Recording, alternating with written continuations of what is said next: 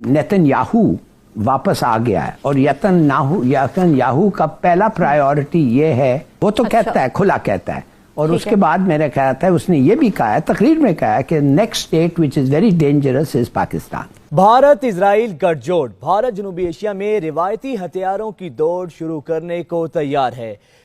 नहीं, पाकिस्तान नहीं रोक पाएगा क्योंकि इजराइल का ये सामना खुद नहीं कर पाएंगे। नेतन्याहू उनको अटैक करेगा, इसलिए रामीन मैं बता दूं, अमेरिकन से डीप पेनिट्रेशन बॉम्ब उनके पास आ गए हैं, इजरायलियों के पास। अच्छा। उनका एयरफोर्स में प्रैक्टिस कर लिया है काफी बॉम्ब करने के लिए, और किसी वक्त भी उनको बहाना मिल सकता है कि वो बॉम्ब करें।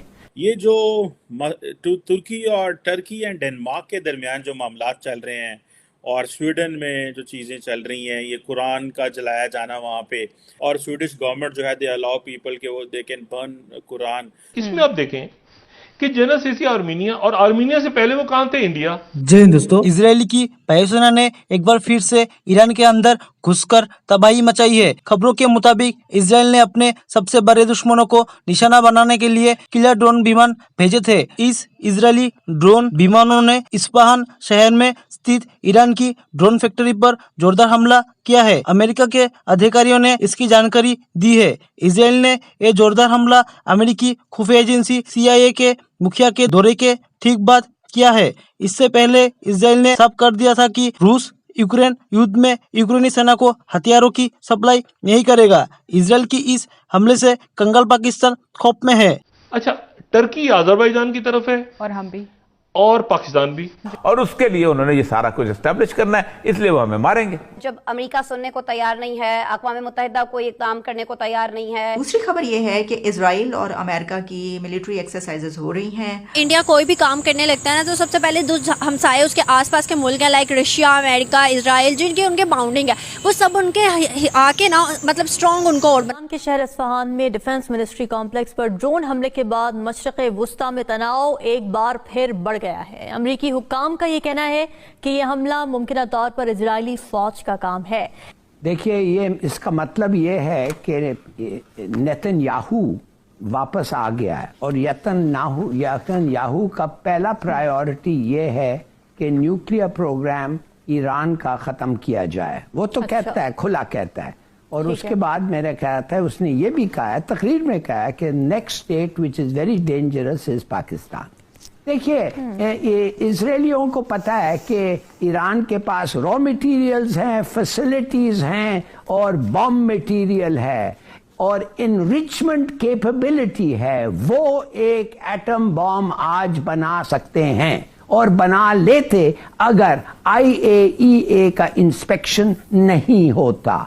मगर अब बात यह है कि जब ट्रंप ने आके कहा मैं ये एग्रीमेंट को नहीं मानता, तो ईरानियों ने कहा IAEA को, फिर तो आपका काम कुछ नहीं रहा। अब ये हो सकता है कि कुछ चंद महीनों के दौरान जिधर वो नहीं थे, शायद बम वो बना के रखे हो, और ये बहाना करके नेतन्याहू उनको अटैक करेगा। इसलिए रामीन मैं बता दूं, अमेरिकन से डीप पेनिट्रेशन बॉम्ब उनके पास आ गए हैं, इजरायलियों के पास। अच्छा। उनका एयरफोर्स में प्रैक्टिस कर लिया है काफी बॉम्ब करने के लिए, और किसी वक्त भी उनको बहाना मिल सकता है कि वो बॉम्ब करें।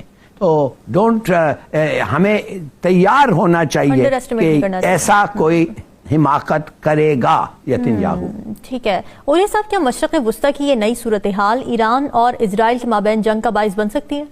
देखें, बहुत खौफनाक सूरत हाल है जिसको हम असेस नहीं कर पा रहे प्रॉपर तौर पर इस वक्त, और हम बिल्कुल आंखें बंद नहीं कर सकते। ये आग जो है बहुत ज़बरदस्त तरीके से फैलने वाली है। उसकी एक बुनियादी वजह यह है कि इससे पहले भी इसराइल ने, आपको याद होगा, इराक की एटमी तंसीबात जो हैं उसको मुकम्मल तौर पर तबाह कर दिया था, और सद्दाम हुसैन के ज़माने में उन्होंने बनाया हुआ था और सफाया फेर दिया था। फिर उसके बाद इराक का कसूर माफ़ नहीं किया गया, और इराक के ऊपर बाकायदा हमला किया गया। पहले 91 में किया गया, और उसकी पूरी की पूरी ताकत जो थी ख़त्म करके उसको घुटनों पे टेकने पे मजबूर किया गया। एक मुकम्मल तौर पे पाबंदी लगाएगी। आपको याद होगा ऑयल फॉर फूड प्रोग्राम था। दूसरी खबर यह है कि इजराइल और अमेरिका की मिलिट्री एक्सरसाइजेस हो रही हैं, और इसके बारे में जो इजरायली मीडिया है उसमें कुछ ऐसी खबरें शाया हुई हैं जिसके मुतालिक ये कहा जा रहा है कि कहीं ये मिलिट्री एक्सरसाइज इसलिए तो नहीं हो रही कि आइंदा ईरान की जो जौहरी तनसीबात है, यानी جو نیوکلیئر پروگرام ہے اس کو نشانہ بنانے کی تیاری کی جا رہی ہے. اس کی وجہ یہ ہے کہ اس میں کہا جا رہا ہے کہ صحرائے النقب جو پیلسٹین ہے فلسطین کے وہاں پہ ہو رہی ہے اور اس میں کوئی 140 سے زیادہ فائٹر جیٹس حصہ لے رہے ہیں, تقریباً 1 ڈزن سے زیادہ ملٹری شپس اور اس کے علاوہ میزائل لانچرز اور یہ سب اس میں حصہ لے رہے ہیں. تو اس میں ایک العربیہ نیوز کے مطابق جو ٹائمز آف اسرائیل ہے اس کی رپورٹس میں یہ ریویل کیا گیا ہے کہ یہ جو جوائنٹ ملٹری ایکسرسائز ہے اس میں جو یہ نشانہ بنایا جا رہا ہے اہداف کو کوئی 100 ٹن کے قریب اس سے زیادہ وہ مٹیریل استعمال کیا جائے گا, دھماکہ خیز مواد جس کو بولتے ہیں. تو وہ ان حصوں کو نشانہ بنایا جا رہا ہے یہ دیکھ کر, یعنی نشانے کے طور پر اس کو رکھا جا رہا ہے ذہن میں کہ ایران میں کیسے اس طریقے سے نشانہ بنانا ہے کس کس جگہ پر. اس طرح کی ڈیٹیلز موجود ہیں. تو اب کیونکہ اسرائیل ٹائمز آف اسرائیل یہ کہہ رہا ہے تو العربیہ نیوز اس کو یہ رپورٹ کر رہا ہے.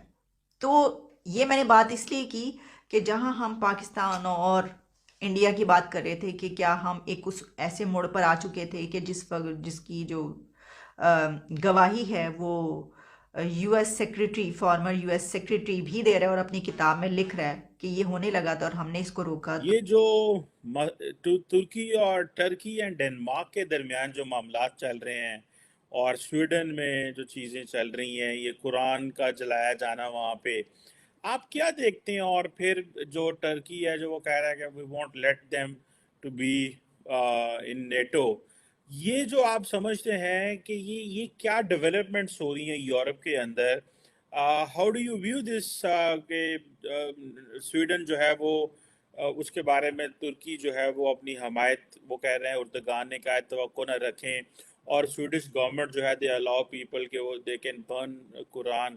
سو how do you see this, what are these developments, یہ کیا ہے کیا بیسیکلی؟ بہت سارے لوگ کنفیوز ہیں اس پہ. دیکھیے there are many undercurrents of politics اس میں چل رہی ہے. تو ایک تو یہ ہے کہ یورپ جو ہے سو پھنس گیا ہے because of its welfare politics ایک ایسے سچویشن میں جہاں پر ان کی بیکاز وہ بہت زیادہ ویلفیئر اسٹیٹ ہے, they need a lot of people to work and pay taxes. آپ کو پتا ہے 30-35 گھنٹے پر ہفتہ کام کرتے ہیں بیلجیم جیسے ملک میں, کہیں بھی 40 گھنٹے ہفتے میں نہیں کام کرتے. بہت جلد کم عمر میں وہ ریٹائر ہو جاتے ہیں, بہت ہیوی پینشنز ملتے ہیں ان کو, فری ایجوکیشن ہے, فری ہیلتھ کیئر ہے, اور صحت اچھی ہوتی جا رہی ہے جس سے لائف ایکسپیکٹنسی بڑھتے جا رہی ہے. سب کے سب 80-90 تک زندہ رہ رہے ہیں, کام نہیں کر رہے ہیں 50-60 کے بعد سے. تو 30-40 سال تک ان کو بٹھا کے کھلانے کے لیے دینی